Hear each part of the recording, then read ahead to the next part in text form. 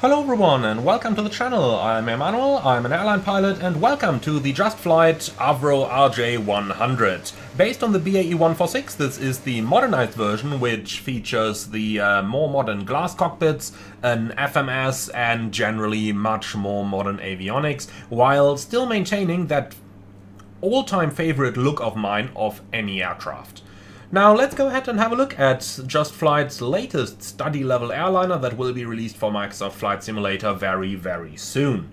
We are going to fly this one from Zurich over to Geneva, which is a quick 30-minute trip across Switzerland, as was flown by Swiss countless times in the RJs. So let's go ahead and take a seat and start with our basic setup before we are going to go out for a walk around. So that's weather radar off, transponder standby, and the speed brakes and flaps are in. Then our batteries are showing good, and batteries coming on. The external power can come on already as well. And then we have a little bit of switching to do by turning on all of our lovely avionics on the top over here, before heading right back down and making sure that our aircraft is actually in a good shape. Now, we are going to start the APU straight away because it is rather cold outside. So let's go ahead and run the APU fire test, and then we can power the APU up. While that is happening, let's already start our IRS alignment, which is going to take a little while over here. So let's bring that in motion, turn on to the FMS, and quickly verify an active database, and we can feed the IRS position into here. So, with that out of the way, we do have a little bit of time to start looking at our brand new aircraft. And why not start with a little walk around? So a lot of you have asked me every time and again how I do the walk around, so let me quickly show you. We go to the drone camera, set the drone speed down a little bit. Usually something like 2 or 3 works pretty well with a rotation speed in the region of 50 to 60. Something like that. And now, as you can see, we can really move around very nicely, and we can see all the details we need to see about our aircraft. In general, we're looking at a beautiful outside model for the RJs, and if we just head a little bit down over here, that's our landing gear bay modeling. You can see it's a very tight and closed space over there, so there is not actually all that much that we can see down there. Likewise, same on the engines. What we can see is looking pretty good. For sure they've done a lovely detailing on the liveries, and a good job on the outside model as well. As mentioned, this is probably my favorite looking airliner of all times. Not just in terms of the general looks of the aircraft, but also in terms of the avionics layout, etc. I just love those hybrid cockpits. Half steam gauges, half displays. Wonderful. So, the favorite air brake, which we will be talking about a little bit in flight later on. And that's what our outside model looks like. Overall, really good looking. So let's head back inside, and as we do that, there is a little bit more stuff that we've got to talk about. So, coming back inside, if we just go to the back a little bit, then we will once again see that JustFlight have modeled things such as the boarding music that we can turn on down here. Like that. I just love the Pilot Error song. But what's new as well is we can use the handset. So like that we can do a PA, talk to all our guests and stuff like that. So pretty cool stuff that JustFlight have modeled over here. Now let's turn the music back off.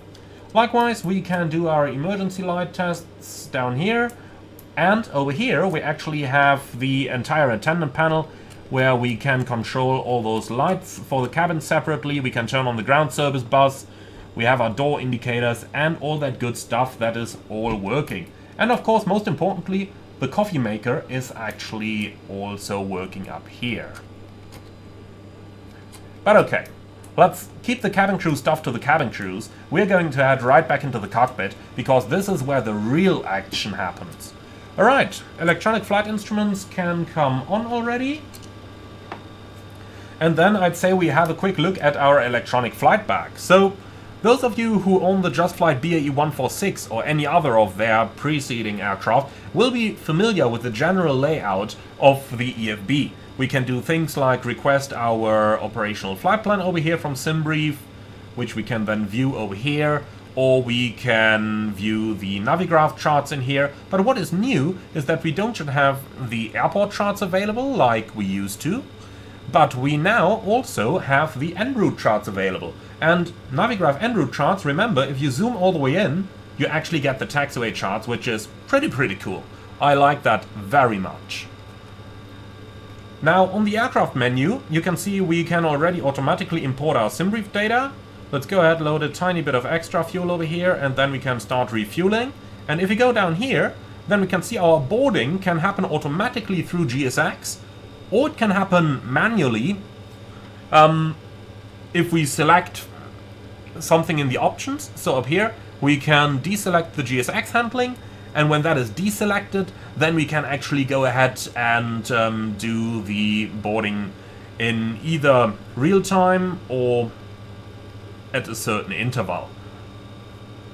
Now I'm just gonna do a boarding instant over here right now, because why not? Boarding is complete. Apart from that, we can also trigger a lot of failures in the menus up here, and we can trigger a lot of different options, such as whether we want GSX handling, whether the aircraft has auxiliary fuel tanks installed, the air stair accumulator, air stair lights, automatic cabin crew simulation, and so on. So a lot of really cool stuff that you can do to your aircraft up here. So with those basics out of the way, let's go ahead and start a little bit of setup over here. Let's go ahead and have a look at the flight management system fitted to the BAE 146. Now this is completely custom programmed, and well, let's go ahead and have a look. So we're departing Zurich and we're going towards Geneva. Our flight number is going to be the Swiss 291 X-Ray. Departures of runway 32 today, and I am honestly not 100% sure about our departure. Well, we only have one towards Vebit, so it's got to be the Vebit for November then. Okay, back to the route. And then we are going to fly via Tango 50 to Rotas. So that's Tango 50 towards Rotas. And then we are going to continue via Zulu 669er inbound to Ulmes.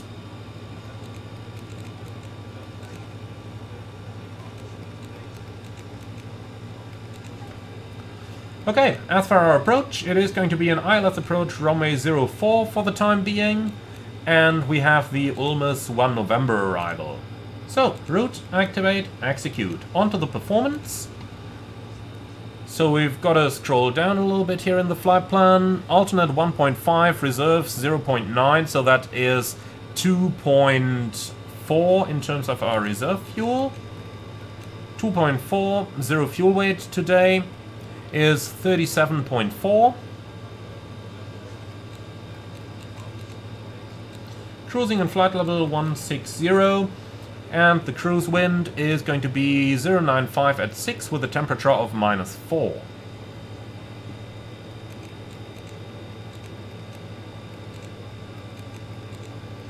Transition altitude is 7,000 over here, and we can execute that. Finally onto the VNAV page. Speed schedule 280/.66 looks good. Let's do 260/.67. I do believe that is what Swiss actually flew on their RJs. Alright, and that's our FMS setup already completed. If we want to, we can add, for example, 25-mile ring for MSA awareness around our airport as well. But that is all we need to do in here. Now let's go over the panel setup. So, starting at the top, everything is turned on over here, ground ignition A, and then we can quickly test our hydraulic pumps. So the DC pump works, the AC pump powers the yellow system, and through the PTU powers the green system. Let's turn those back off again. Moving further down, fuel panel is set, the electrical panel is set, the APU is running, engine anti-ice should be on the ground. Then our landing elevation, this is slightly different from the 146, is going to be 1400 as far as I remember, but we're gonna check that in the flight again anyway. Ice detector coming on, and APU air and PAX also coming on. Flight deck and cabin fans on, and that's it. Alright, then let's move down a little bit and let's actually go ahead and listen to the ATIS. Should find that on 125.73.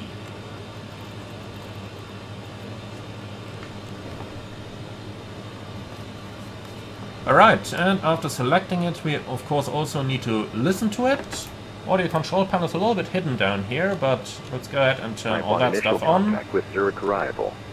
Zurich information. And here we go.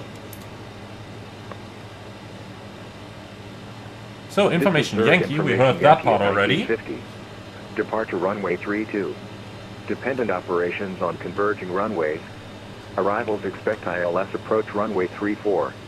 Transition level 70. Nice animation there. 0 degrees 3 knots. Visibility 10 kilometers or more. Clouds overcast at 1,000 feet. Temperature 2.6. QNH 1029. Becoming clouds. Broken at 800 feet. Report aircraft type on initial contact with Zurich arrival. And Zurich information Yankee. The altimeter is at around about 1,400. We have information Yankee, which we can already remember for our departure runway 32. Clearance call a little bit later on. So let's just write information Yankee down here in the scratch pad. Alright, so we have set the QNH, we have aligned our standby altimeter, then we can move down and over to the side. Nothing to do over here just yet. Okay, down to the pedestal then. Our frequencies can be set a little bit later on. TCAS onto above with a range of 12, that's looking good. Flight recorder test is looking good. And with that our setup is basically complete. So we're waiting for the RS alignment to complete. I mentioned it does take a little while in this aircraft. And well, then I do suppose we can go ahead and quickly test the master warning system, which is looking good. And then let's go ahead and call for our clearance.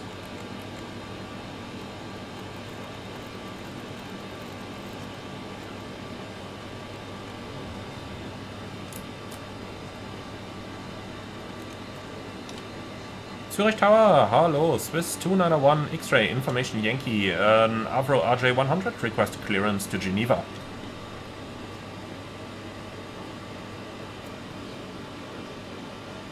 Swiss 291 X-Ray Tower, correct information Yankee, correct, as it's flying to Geneva. I'm going to need you on an odd flight level, so flight level 150 or 170, which one do you prefer? Swiss 291 X-Ray, flight level 150. The 291 X-Ray, flight plan amended, flight level 150, report ready to copy. Ready to copy anytime. The 291 X-Ray, information Yankee correct, runway 32, clear Geneva, Vevit 4 November departure, climb 5,000 feet, squawk 1,000. Swiss 291 X-Ray is clear to Geneva via the Vevit 4 November departure, climb 5,000 feet, squawk 1,000.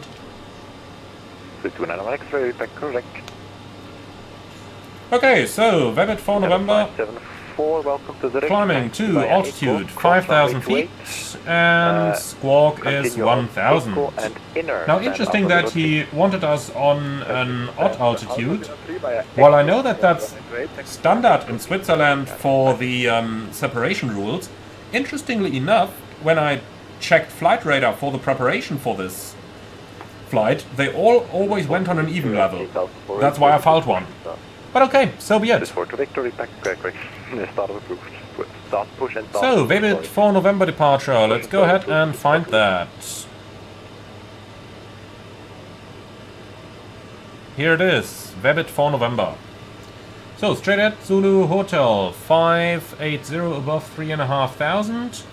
Then a left turn 577, max 210, Brago above 5,000, and via a couple RNAV points, climbing to 5,000 feet.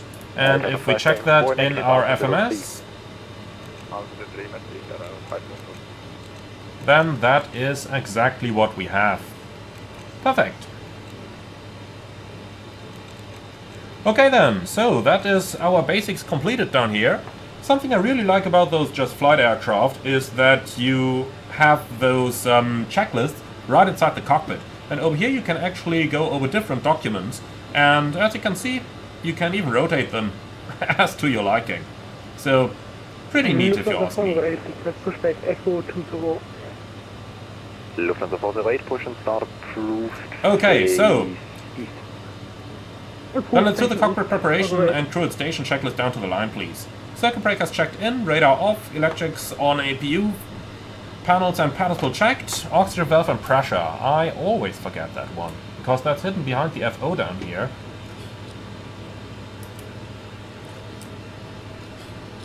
But that's why we have those checklists, right? So they're checked. Then, cockpit preparation checklist complete, crew at station checklist, pins and covers on board, aircraft log checked, parking brake set, fuel quantity and flow meters checked, altimeters, QNH 1029R, pressurization checked, IRS checked, FMS checked, flight guidance to go. Okay. Well then, let's see, we depart initially on heading 327. And then we can set the same on the courses, please. 327, 327. 50 Tower, Shingu Orbix is 7905, and 327. Alright, then let's go on for our let's go on for our takeoff. So it is going to be a reduced takeoff, and we are going to do a flex temperature of 50. V1 comes right from the chart, which updates automatically with the gross weight of the aircraft. I really like that. So we've got a V1 at 136. Then rotation speed 136 and flaps up maneuvering speed of 186. Here we go, and last but not least, the V2 is 140, which we can set up here. Here we go. Okay, and with that, the flight guidance is checked, crew at station checklist completed down to the line. Okay, perfect. Let's also turn on the nav radios. That definitely does help. And then we can go ahead with our takeoff briefing, please. So, first officer, you may start this one. So, Zurich runway 32 departure, Vebit 4 November, climbing 5,000 feet. MSA-wise, we have a lot of different ones. Over the field, 4,000 keeps us safe. Extra fuel? 0. Alright, for the hotspots, I only have the runway crossing, which should happen right over here. Stop margin for ejected takeoff is plenty. Engine outside straight at 2 miles, left turn back to the Cloten VOR, pick up the holding and climbing 5,000. We can come back immediately. We are, well, by the time we come back, below the maximum landing weight. I don't have any specials or non-standards over here. Do you have any threats for this departure? No? Perfect. So that's our briefing completed. In that case, let's say hello to our passengers.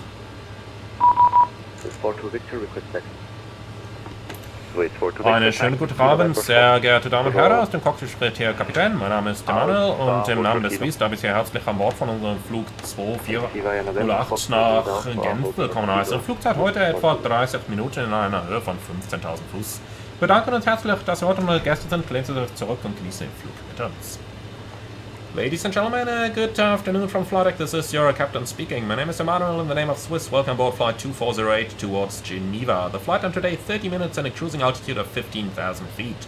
We'd like to thank you for being our guests. Sit back, relax, enjoy the flight with us. And if there is anything we can do for you, please let us know. Once again, welcome aboard.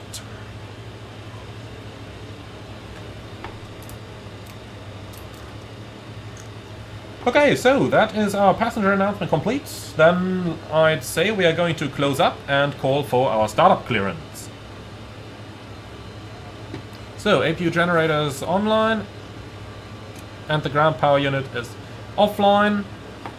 So let's disconnect the GPU. The chocks can be released as the park and brake is set. Alright, perfect. So, just waiting for the ground power, and here we go. Chocks are removed as well. Swiss 291 X-ray, request startup. So, with 291 X-ray, startup approved. Startup approved, Swiss 291 X-ray. Okay then, off we go.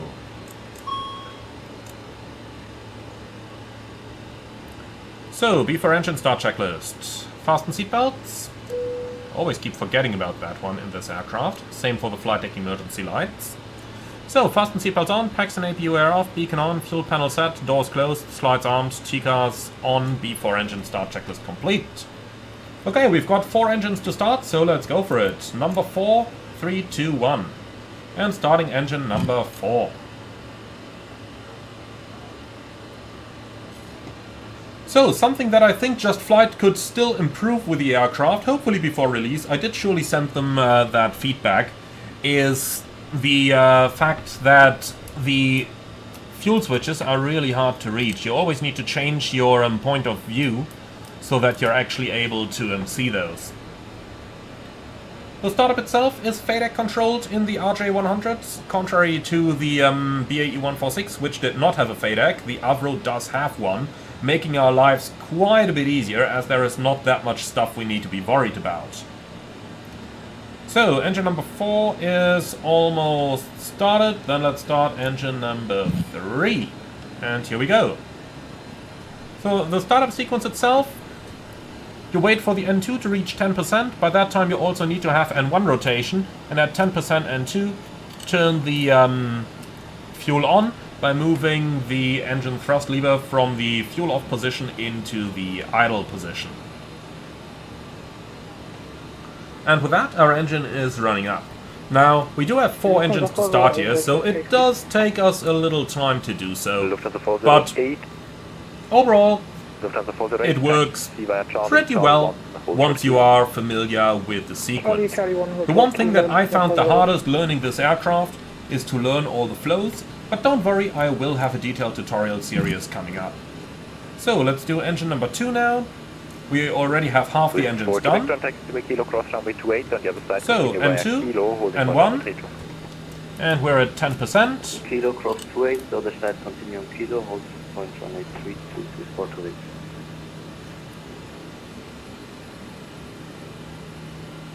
And that's number 2 starting up, leaves us with 1 engine, that's going to be number 1.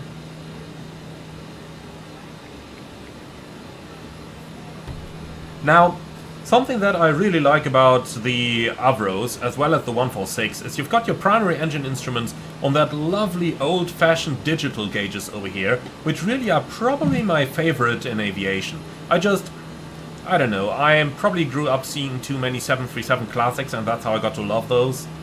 But the secondary instruments are lovely up here as well, so you've got the secondary engine instruments in those tripods up here, where you've got the oil quantity, the oil pressure, and the oil temperature. Lufthansa 408 behind the Swiss A320, passing from right to left, continue taxi. Okay, so that is the last engine starting up at the moment.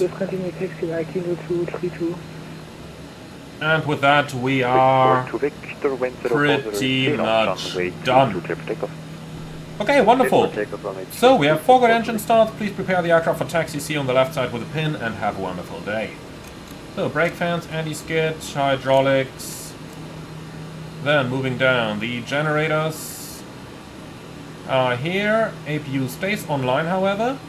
Engine anti-ice. Yeah, we can turn it off for the time being. The heaters are all going on. APU air and the packs coming on. And that's it, I believe, on the overhead. So, flaps 18, flight control track. Full up, full down, neutral. Full left, full right, neutral. Rudders, full left, full right, neutral. After engine start checklist. Generators, online, brake fans, auto, hydraulics, on, ice protection, off, air conditioning. Let's see, is on the APU. Okay, auto throttle, armed, flaps 18, and then we have the flight controls checked, clear signal received, after engine start checklist complete. One last thing that I want to check real quick. Generators are working, so, well, if we turn the ignition off, then they also come online. Here we go. Swiss 2991 X-ray, request taxi.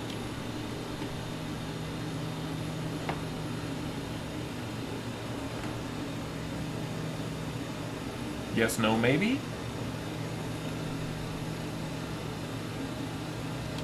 Swiss 291 X-ray, request taxi.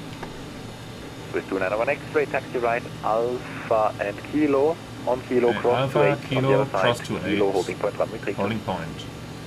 Swiss 291 X-ray, right on Alpha, Kilo, cross to 8, and via Kilo, holding point, runway 32. Alright, lights on, brakes off, and off we go. So, a little bit of power. You can generally use up to 40% N1 without any problems here. But as you can see, something just about 30 normally works pretty fine. I really do love the Navigraph moving maps down here that are accessible through the en route charts now. Swiss 42, Victor, nothing Okay, further, so advisory over 122, to the right, destination. over here, and then we're going to cross runway 28 in Kilo. Approaching 28. Yep. The RAS is not part of the AVRO, by the way. That is the separate VRAS product available through Contrail by Land 3 Simulations. Really, really one of my favorite little tools that are available for the simulation now. But just to be clear here about what's included in the product and what is not. Okay, so next left on Kilo, and then we're clear to cross runway 28. The approach is clear. Correction, push Jobs on. Proof, taking Genau, Seite 100, danke vielmals, Pushback Start approved, Swiss 1G. Ich habe letztes nicht mehr Startup gehen, da bin ich ein bisschen verwirrt. Oh yeah, those Swiss are real. Those are real Swiss guys. Lufthansa 408, wind 050 is 3 knots. Okay, one A380 taking off in front of us. Let's go ahead and start our timing over here, as we want to make sure we have the appropriate separation. Okay, so config is checked, and then let's do the taxi checks, please. ATC clearance is verified. Thrust and takeoff data. So we've got a reduced takeoff, and the speeds 136, 136, 140, flap retraction at 186. Initial speed restriction is 210 knots for the first turn. Is checked. So flaps and speeds checked, takeoff briefing checked, takeoff config checked, master warning system is checked and holding at the cabin.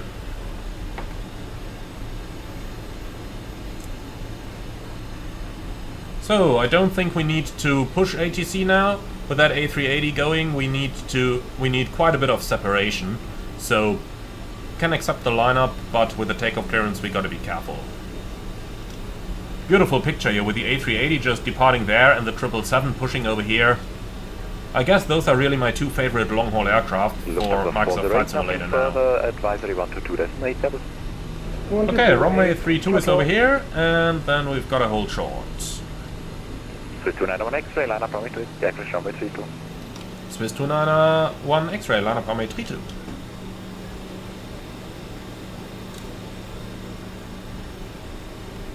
So let's tell the cabin crew to prepare.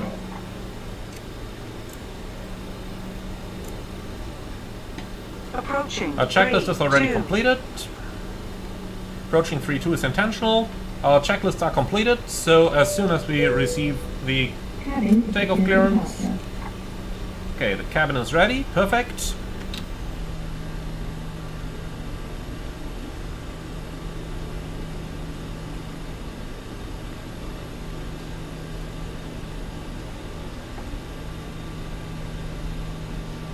On runway 3-2. Checked.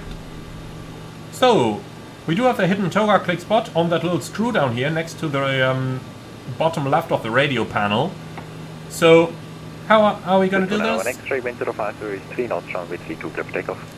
Swiss 291 X-ray, runway 32, clear for takeoff. That's quite simple. Reset the timer. Stabilize the engines at 50, and then we're going to press toga.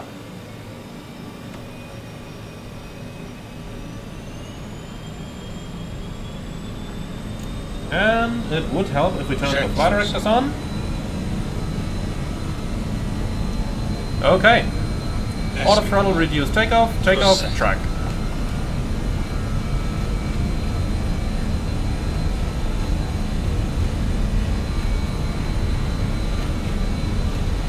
Easy knots. Checked.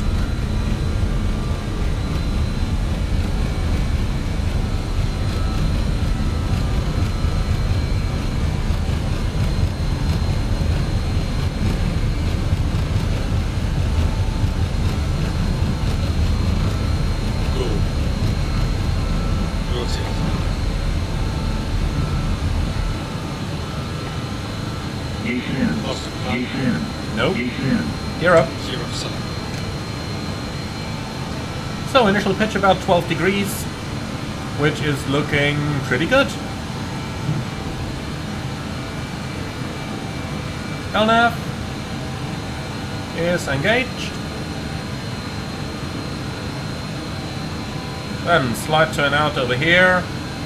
And now comes the long climb to our noise abatement procedure number 1. So the aircraft's trimmed out. Autopilot on. Well, and now comes a fairly long climb. We are using noise abatement procedure number 1 over here in Zurich, and as you can see, the AVRO really doesn't climb too well. You can be happy if you get 2,000 feet a minute after takeoff with a properly derated aircraft, and we're going all the way up to 4,400 feet before we can start the acceleration. So, X-ray, nothing further, advisory 122 decimal 8, Nordic. 122 decimal 8, Swiss 291 X-ray, danke gleichfalls.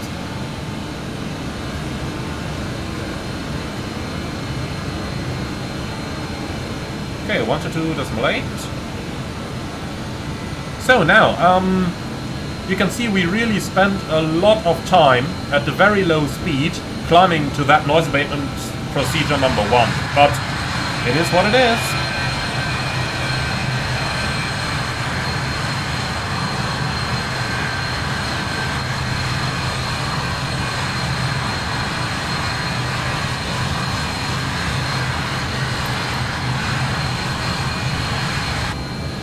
Okay, passing 4,400, speed 210.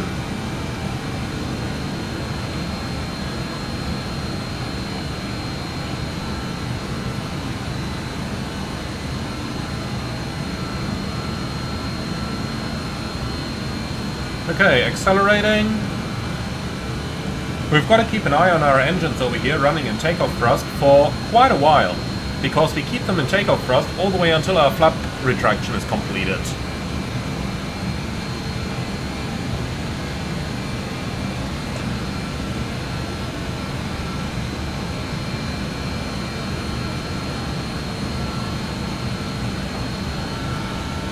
Okay, over here we can finally retract our flaps. Speed checked. Flaps 0. That's it. Okay, flap 0. Then let's continue our climb to flight level 150, which is going to be our cruising level. And level change.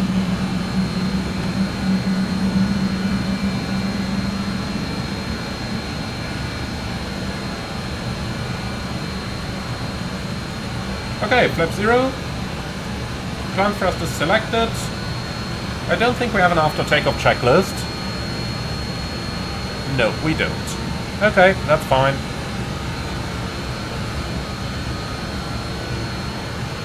Alright, so the 210 restriction is already lifted, so let's go to 50. Set. Now you might be wondering why I'm setting those speeds manually instead of just hitting the VNAV button. The answer to that is this. You can press the button, but nothing will happen. The same also applies to the MLS button up here. Now, if you don't know what an MLS is, it stands for Microwave Landing System. And back in the 80s, 90s, when the AVRO was developed in the real world, they thought that the microwave landing system might replace the ILS, but that never happened. Nonetheless, they put the switch in the aircraft, thinking they would retrofit it at a later point in time. The same applies to the VNAV button, which the aircraft just doesn't have. That applies to the real one, just like the simulated one, by the way. However, it does calculate the top of descent, so you do have some sort of VNAV guidance available. Okay, set standards.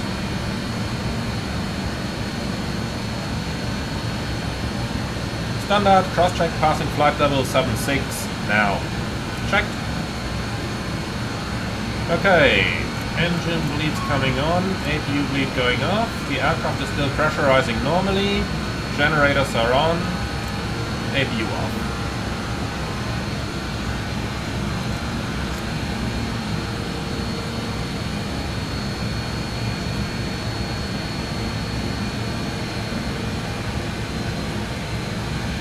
Alright, perfect. So something you will notice in the RJ is it really doesn't climb very well.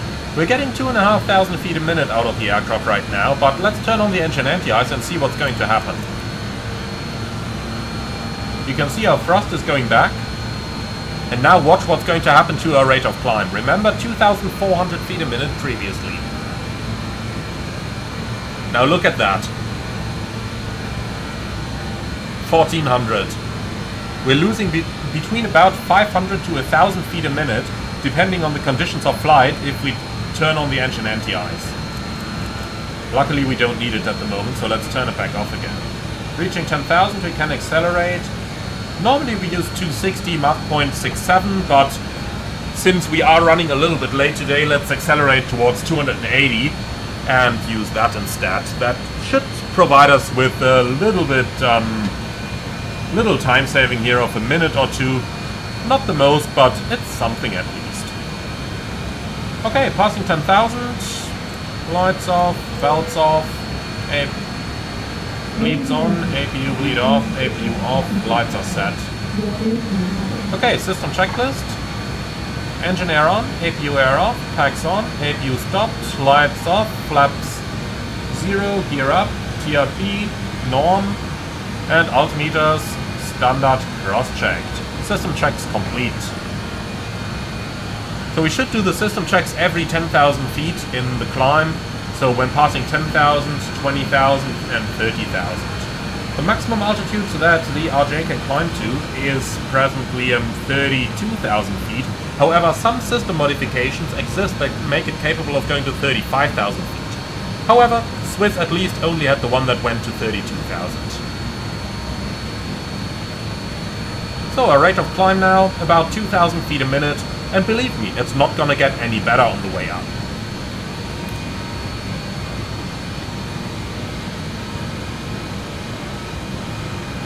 Alright, so, as we are climbing, let's go ahead and take a little look at the cabin of the aircraft. So, JustFlight features a fully modeled cabin, especially the cabin attendant workstations over here are modeled, including things like the coffee maker, because why not? Or the portable water up here, just like those circuit breakers for the cabin equipment. Neat stuff, if you like this kind of stuff. Now, let's go ahead and have a look at the cabin themselves. You can't open the lockers or anything, but in general I think it is a pretty good looking cabin. Now, if we go ahead and take a seat at one of those window seats over here, we will notice if we go very close up, the textures could take a little improvement, but overall I think it is really a good looking cabin, up to a good standard, and most importantly, it gives me a very good frame rate.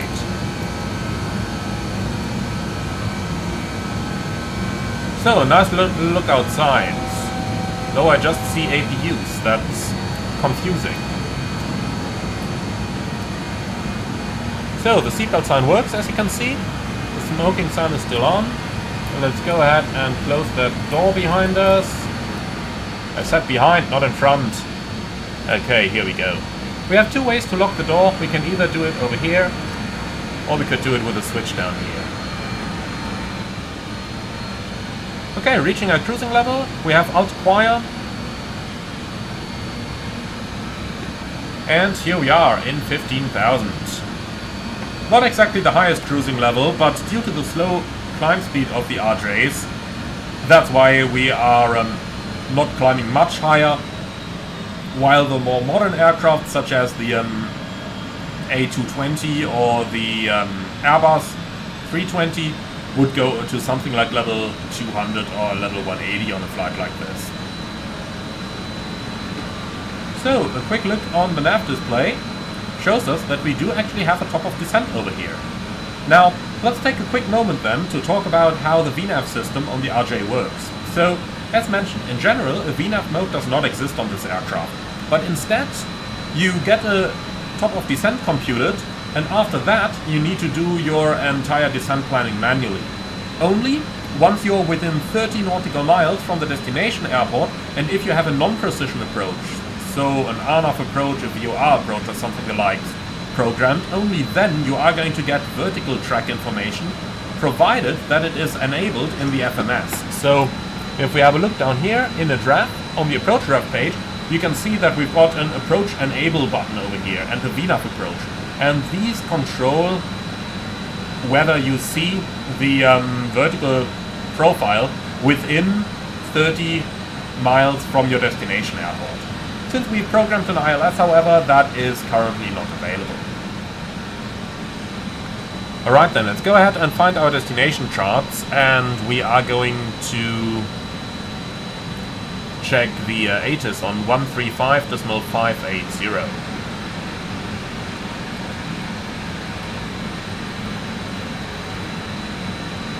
Kilometers.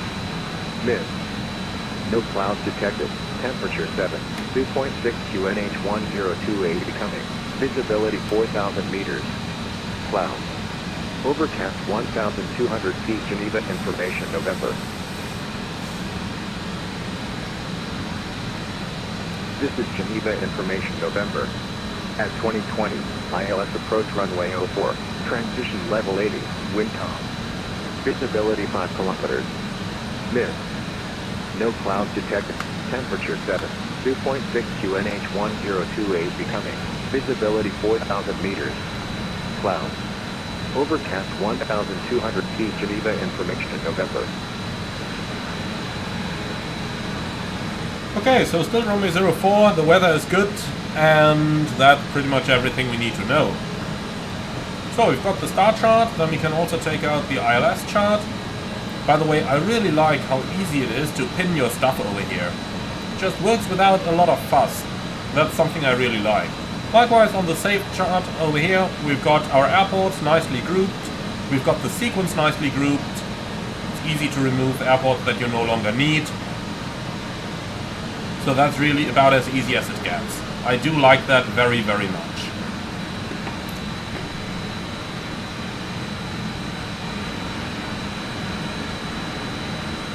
Okay, so that's pretty much everything we need over here. Then let's go ahead and start setting up for our approach itself. Now, I did just see that the VATSIM ATC started to go offline, and with the ATC offline, why don't we just change our landing runway into runway 22? Because the wind is calm, so why not? So let's go for arrivals, runway 22. We'll take the Ulmas to Romeo arrival and the Saper transition. Execute, legs, and here we go. So that's looking good. Top of descent in 20 nautical miles. And then our arrival leads us from Ulmus, Iseva, Vada, Saper, and Saper maximum 210 knots. So Ulmus, Iseva, Vada, Saper. Says 190 in here, I'm happy with either. Okay, ILS runway 04. Starting out from... No, wait a moment, that's the wrong ILS. We just said we're going to change over to runway 22. So here we go, ILS 22 from Saper in 7000. On a 3 degree glide path, minimum 1565. Missed approach, straight ahead waypoint 803. And then a left-hand turn, maximum 185 knots, direct to Saper. So we've got 803, Saper, 7000, and that's all we need.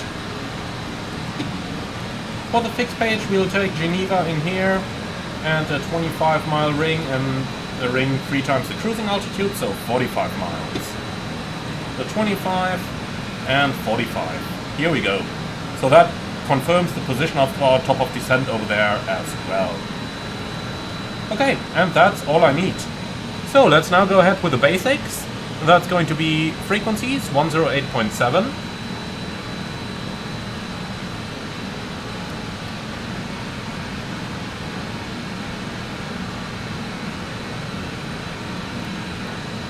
and that's 108.7. Final approach course is 223.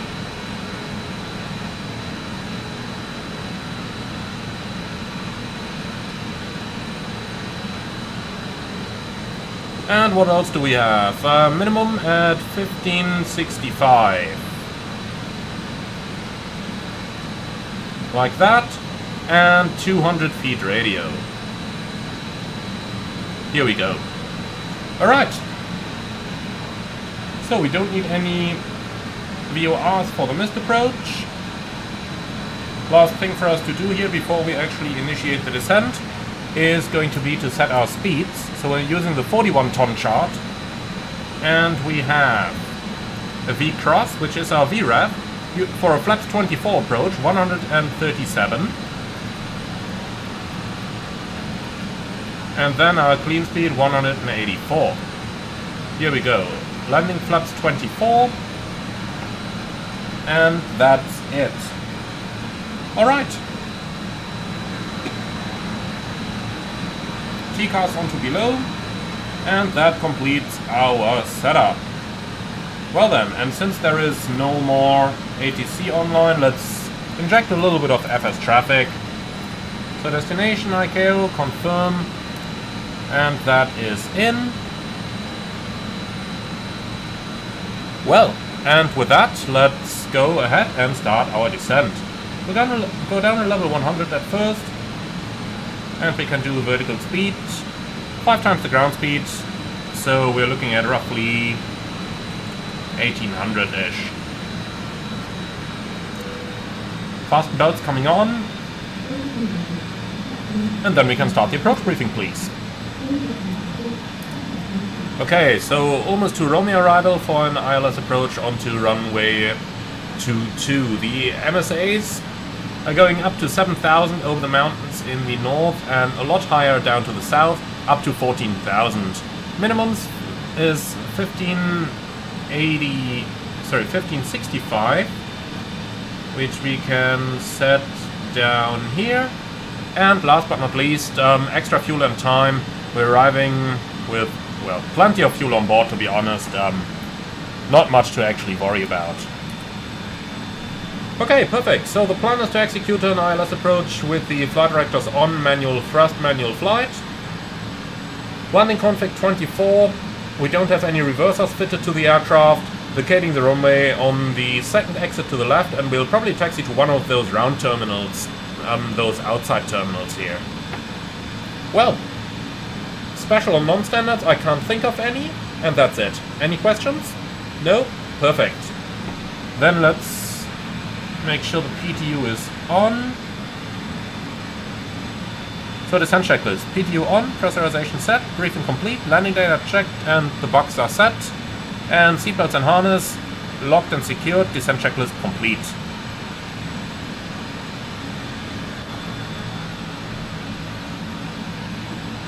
So let's go ahead and descend 7,000 feet. Now set QNH, which is 1028. Cross-check, passing 12,100 now. Now a little bit of basics in terms of our descent planning. Above 10,000 feet you should cross-check your altitude every 5,000. That means at 15,000, at 10,000, and so on. Below 10,000, cross-check your vertical profile every 1,000 feet. Now the vertical profile itself is easily calculated. You simply take the altitude times 3. So right now 11,000 feet times 3, 33 miles. But remember the field elevation as well. So we'll just take it rough. Geneva at 1,000 feet. So we're at 10,000 above the ground. 3,000. That means we need 30 nautical miles plus 8 miles to lose our speed.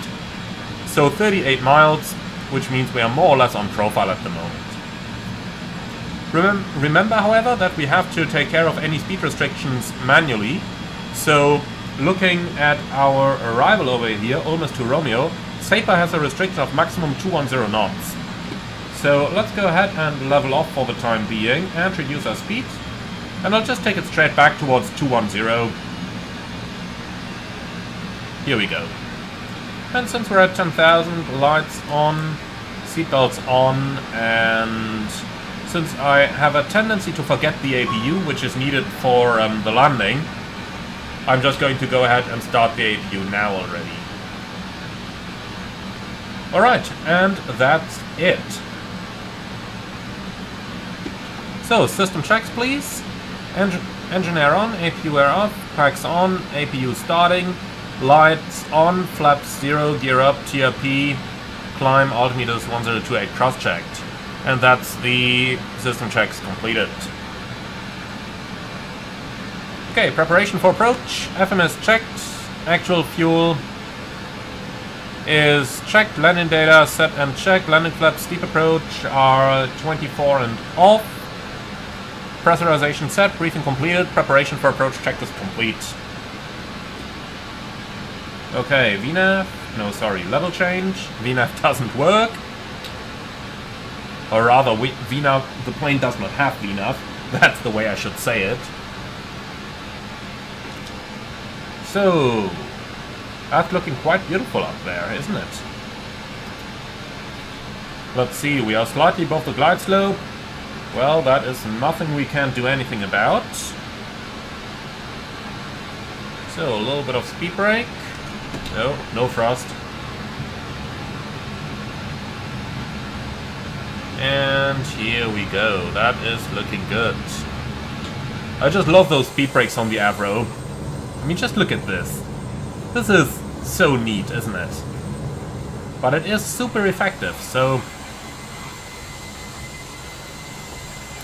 what else could you possibly want? Just look at this.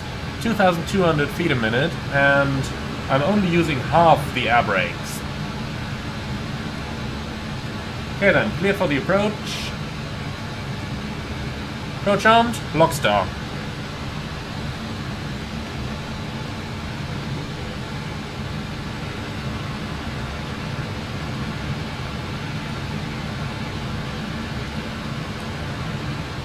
Okay, the ILS is selected up on the display.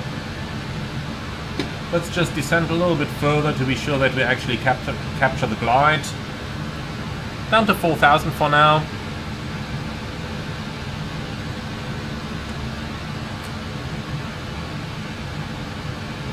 Geneva traffic, Swiss 291 X-ray, 17 miles final, runway 22.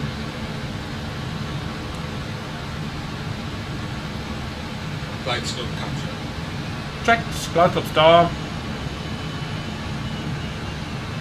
Let's start getting the speed down. Go around altitude 7,000 set. And now let's do some full speed brake over here to make sure we really lose that airspeed. As you can see, super effective. Super effective. Speed checked. Flaps 18. Okay, flaps 18 and the speed brake can go in.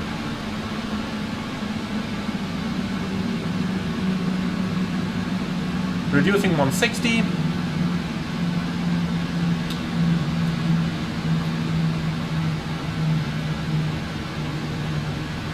And that is looking really good. Speed checked. Geared up. Not yet. Approach checklist. Altimeters, QNH 1028, fasten belts on, APU on, and let's see. Now pressurizing the aircraft. So, fuel panel set, cabin is warmed, steep approach off, approach check is completed.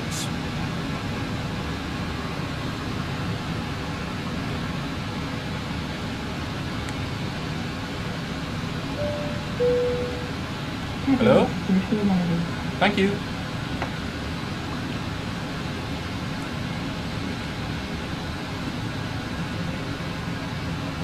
So, we are expecting icing conditions down there. Then pack number 4 is coming on and engine anti-ice on.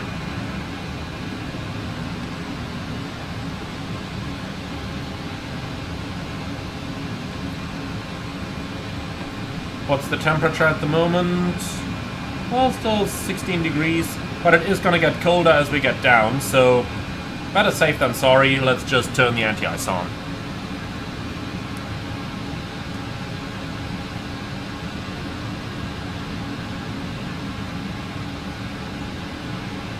So, 26 minutes in the air, and that's just typical for your RJ.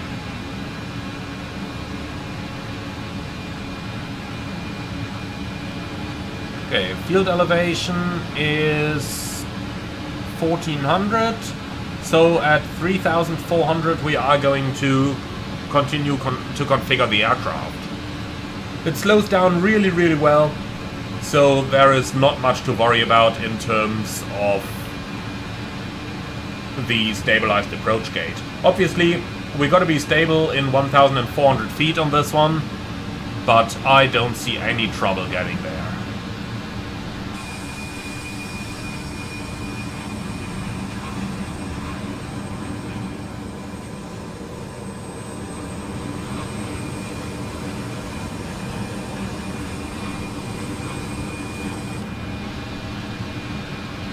Okay, gear down.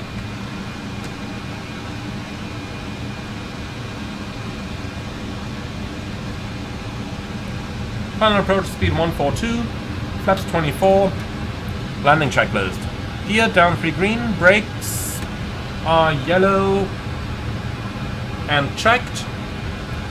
So lights on, flaps 24, cabin secured, airframe anti and de-ice off, APU air is on, one pack is on, engine air impacts checked, nose wheel steering is centered, landing checklist complete. Okay then, let's disconnect the automatics. You can see the plane does have a little bit of trouble slowing down with our 1000. Anti-ice on. Checked. Flaps 33. No, not needed. But as you can see, we are nice and stable. Approaching 2-2. Checked. Genie bus with 291 X-ray, short final, runway 22. So, nothing in sight just yet. Oh yeah, there it is. Runway in sight. 500.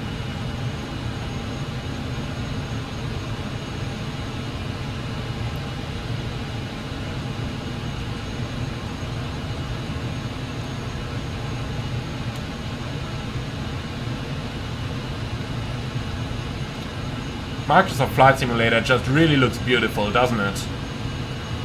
Minimums. Continue.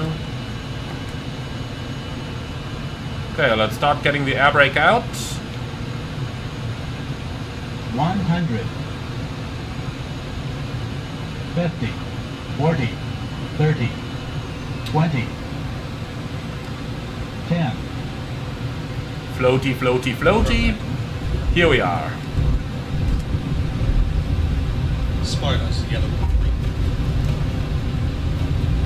Brake pressure checked.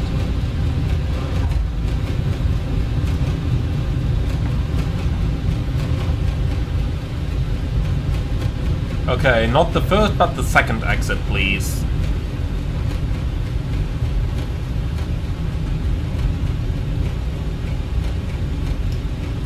So, 29 minutes. That's a typical RJ flight for you guys. Pretty easy, once you get your heads around the SOP. 600 meters remaining.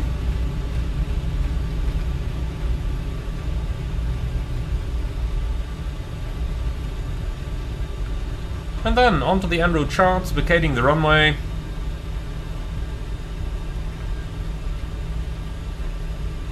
And once we're completely off the runway, we can turn off to the left over here, and we already have our terminal in sight. But let's just bring it to a stop for a quick moment here before parking, so that we can do our after landing procedures.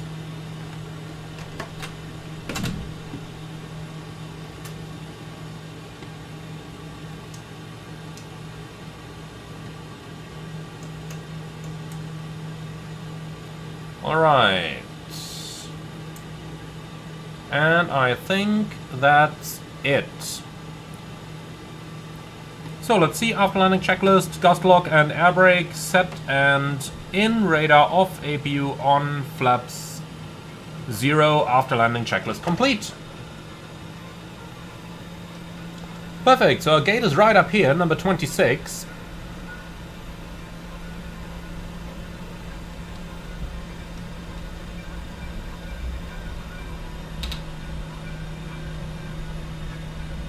That's the reason why I wanted to stop.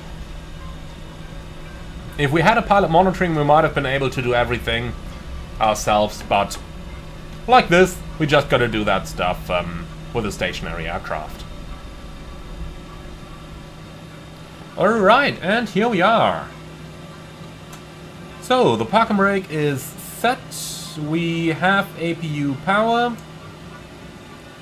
Well then.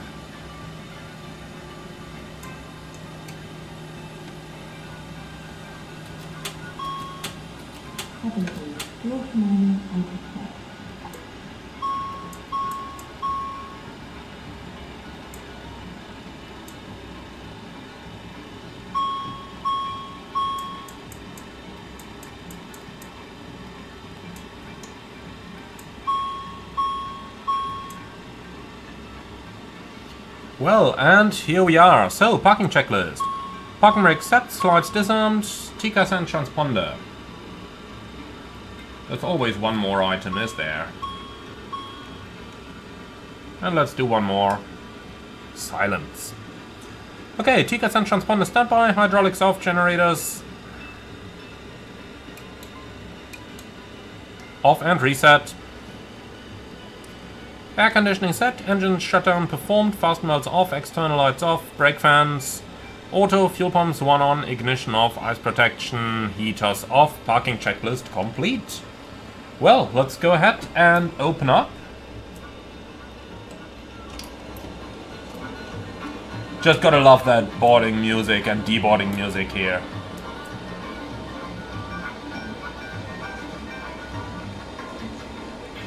So let's go to pilot error. I like that one best. Okay, so pull to disarm slides.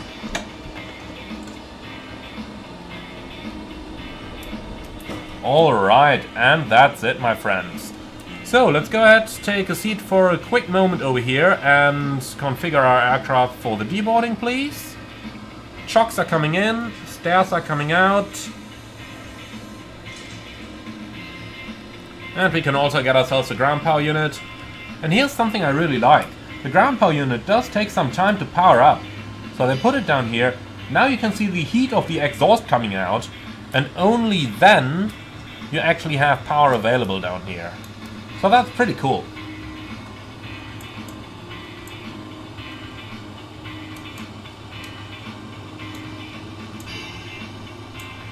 So APU shutdown.